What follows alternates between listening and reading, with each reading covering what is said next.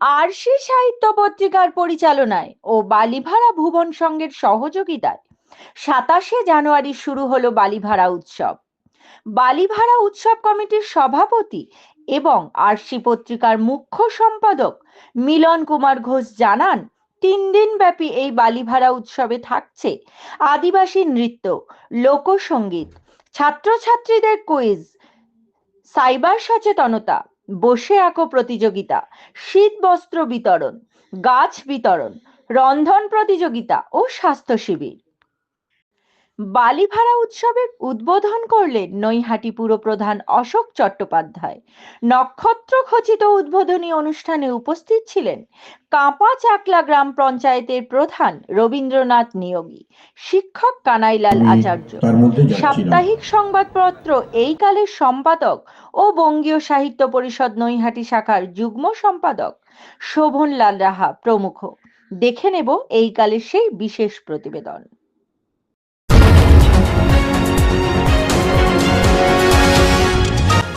আপনারা দেখছেন এইকাল.in, সঙ্গে থাকুন, ভরসা রাখুন।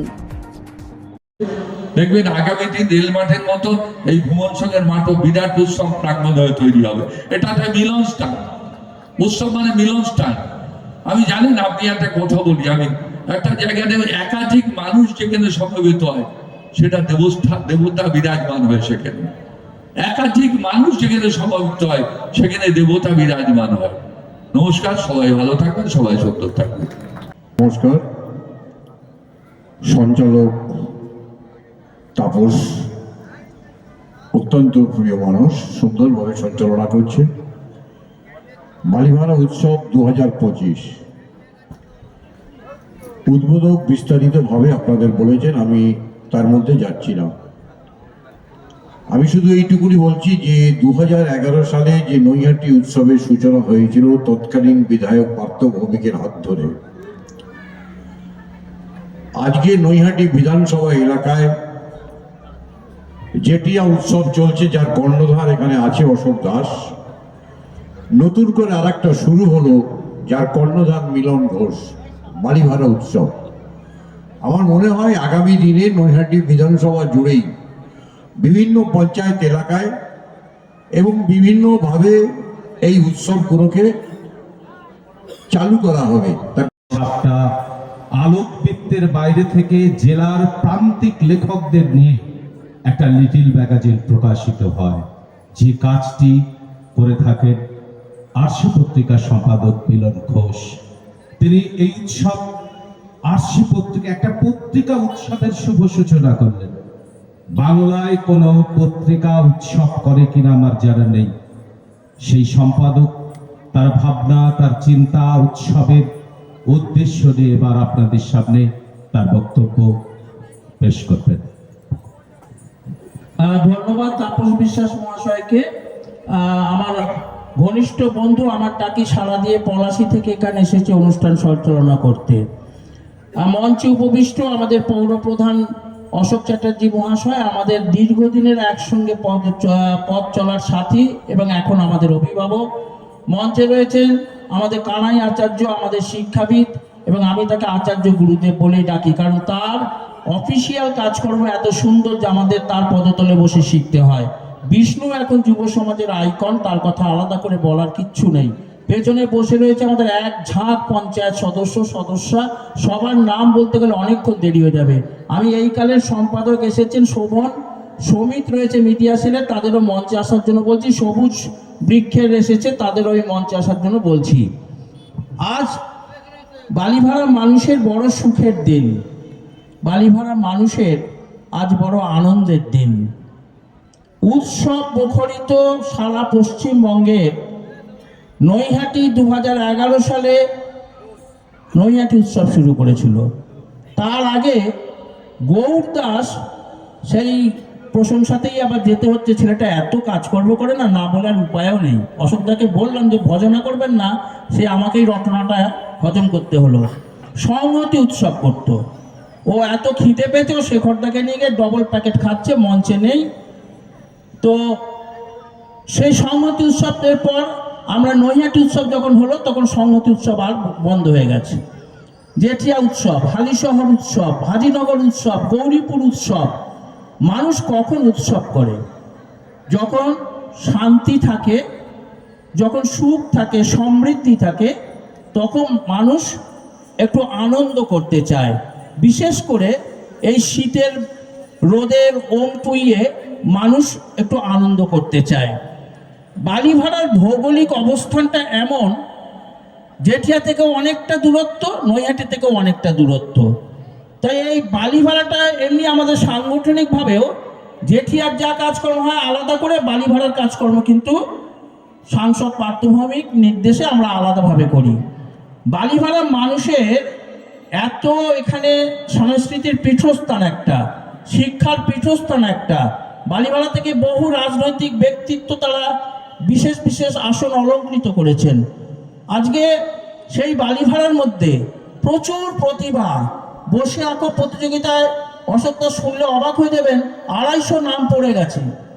আমরা জানতে পারিনি যে আজকে বাড়ির কাজের মেয়েটাও তার ছেলেকে বসে আঁকো সেখানের প্রতিযোগিতায় নাম পাঠিয়েছে। অর্থাৎ চর্চা, এই যে চর্চাটা বালিভাড়া হয়, আমরা সঠিকভাবে মানুষের কাছে, নৈহাটির মানুষের কাছে তুলে ধরতে পারছিলাম না।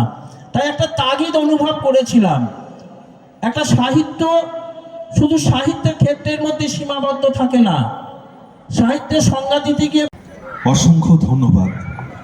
প্রথমেই বলি যে একটু আগেই সঞ্চালক যে কথা বলছিলেন একদমই সঠিক, যে বালিভাড়ায় স্বাধীনতার পর থেকে আজ পর্যন্ত এই রকম মেলা হয়নি। দ্বিতীয়ত, আমাদের এই পশ্চিমবঙ্গে একটি সাহিত্য পত্রিকা লিটল ম্যাগাজিন, সেই লিটল ম্যাগাজিন একটি মেলা, 7 দিন ব্যাপী মেলা পরিচালনা করছে। এই ধরনের ঘটনাও বোধহয় অভিনব। তাই আরসি পত্রিকার কর্ণধার মুখ্য সম্পাদক মাননীয় শ্রী মিলন কুমার ঘোষ মহাশয়কে অন্তরের অন্তঃস্থল থেকে কুর্নিশ জানাই, ধন্যবাদ জানাই। এবং এই বলে আমার বক্তব্য খুব ছোট্ট আকারে বলবো, কারণ অনেকক্ষণ ধরে বক্তব্য চলছে, যে এই মেলাটি যেন কন্টিনিউ হয় প্রত্যেক বছর। আমরা আরসি পত্রিকার সদস্য প্রত্যেকে, আমরা যারা উপস্থিত আছি, আমরা এর আগে দেখেছি লিটল ম্যাগাজিন আমাদের নৈহাটির পার্থ প্রতিম বন্দ্যোপাধ্যায়, প্রখ্যাত সাহিত্য সমালোচক সরোজ বন্দ্যোপাধ্যায়ের ভ্রাতা, তিনি একটা কথা বলতেন, ইতিহাসের অধ্যাপক ছিলেন। তিনি বলতেন যে আমাদের দেশে শিশু মৃত্যুর হারের থেকেও লিটল ম্যাগাজিনের অকালে মৃত্যুর হার বেশি। কিন্তু সেই তথ্য অনেক ক্ষেত্রে ভুল প্রমাণ হয়ে যায় যদি সেই সাহিত্য পত্রিকা বা লিটল ম্যাগাজিনের সম্পাদক এমন একজন মানুষ হন যিনি লড়াইয়ের ময়দান ছাড়েন না। আরসি পত্রিকার উদ্যোগে এবং এখানকার ভুবন সংঘের যৌথ প্রচেষ্টায় আজকের এই বালিভাড়া উৎসব, আমাদের আজকের এই উদ্বোধক নৈহাটি পৌরসভার পৌরপ্রধান অশোক দা সবিস্তারে বলেছেন।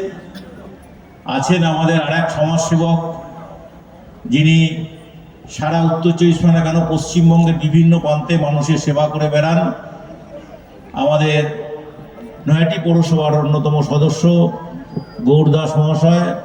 আছেন সিআইসি শেখর ভৌমিক মহাশয়, সিআইসি আমাদের শিক্ষক, আমাদের বয়োজ্যেষ্ঠ কানাই আচার্য মহাশয়। আছেন বিশিষ্ট সমাজসেবী, সকলের পাশে যিনি দাঁড়ান, সবসময় ডাকলে পাওয়া যায়, বিষ্ণু অধিকারী, যার উদ্যোগে এই অনুষ্ঠান আমাদের মিলনদা তাপস সঞ্চালনা করছেন। আমাদের উপপ্রধান আছে অশোক দাস সহ আরও অনেকে, পঞ্চায়েতের সঞ্চালকরা আছেন, সদস্যরা আছেন, আমাদের শিক্ষকরা আছেন, সহ আপনারা যারা এখানে উপস্থিত হয়েছেন আজকের এই আনন্দ উপভোগ করতে। আমাদের অশোকদা বলছিল না যে 2011 সালে আমাদের সাংসদ এই মেলার, আমাদের নৈহাটি এলাকার মেলার সূচনা করেছিলেন নৈহাটি রেল মাঠে, নৈহাটি উৎসবের মধ্য দিয়ে। তারপরে পরবর্তীকালে তিনি সাংসদ হওয়ার পর এইবারে আপনারা লক্ষ্য করেছেন সারা জেলা জুড়ে, বিশেষ করে ব্যারাকপুর এলাকায় প্রত্যেক বিধানসভা এলাকায় এই মেলা হচ্ছে, তারই উদ্যোগে, পার্থভূমিকেরই উদ্যোগে এটা হচ্ছে। এই বালিভাড়া উৎসবও মিলনদা করেছে, যত বছর সময় করেছেন। আমি মিলনদাকে ধন্যবাদ জানাচ্ছি এলাকার মানুষকে আনন্দ দেওয়ার জন্য, এলাকার মানুষকে বিভিন্ন এই যে আজকে আদিবাসী নৃত্য থেকে শুরু করে সমস্ত স্কুলের ছেলেমেয়েরা এসছে, এই যে পাড়ার মহিলারা সবাই এসছেন। আজকে আমাদের মুখ্যমন্ত্রী বলছেন যে খেলা মেলা থেকে শুরু করে বিভিন্ন অনুষ্ঠানের মধ্য দিয়ে মানুষকে মাঠমুখী করতে হবে। মানুষ ঘরে আত্মকেন্দ্রিক হয়ে গেছে, সেইখান থেকে বার করে মানুষকে খেলাধুলার মধ্যে নিয়ে আসতে হবে।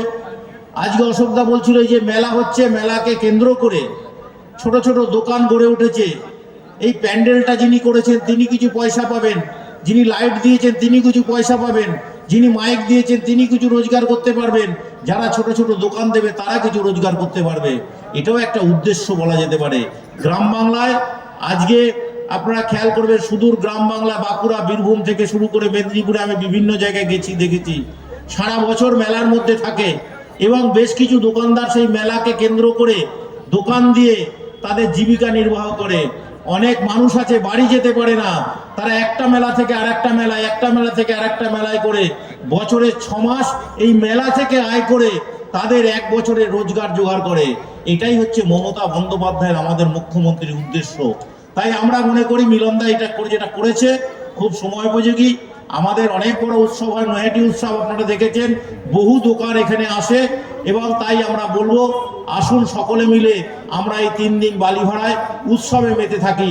উৎসবের মধ্য দিয়ে একদিকে যেমন শিল্পের প্রসার হয়, আর একদিকে আমাদের মনের আনন্দ উপভোগ করি, আমাদের মনটা ভালো হয়। তাই আমাদের এই উৎসবের মধ্যে থাকতে হবে। এলাকার ছোট ছোট ছেলেমেয়েরা সঙ্গীত পরিবেশন করবে, নৃত্য পরিবেশন করবে। আজকে তারা বাইরে পারফরমেন্স করতে পারে না, এলাকায় এরকম ছোট ছোট উৎসব হলে এলাকার ছেলেমেয়েরা বিভিন্ন পারফরমেন্স করতে পারে, এর যোগ্যতা অর্জন করতে পারে, এটাও একটা দরকার আছে। তাই আমি মনে করি উদ্যোক্তাদের আবার একবার এই মেলা করার জন্যে আমি সাধুবাদ জানাচ্ছি, ধন্যবাদ জানাচ্ছি এবং প্রত্যেক বছর এটা চলবে, আগামী দিনেও এটা চলবে। আগামী দিনে সকলকে আরো ডেকে নিয়ে সকলকে এর সঙ্গে মিলিত করে আরো বড় মেলা করতে হবে, এই কথা বলে সকলকে ধন্যবাদ জানিয়ে আমার বক্তব্য শেষ করছি। নমস্কার, সকলে ভালো থাকুন, সুস্থ থাকুন। বালিভাড়া থেকে বিউটিনাথের প্রতিবেদন এই কাল।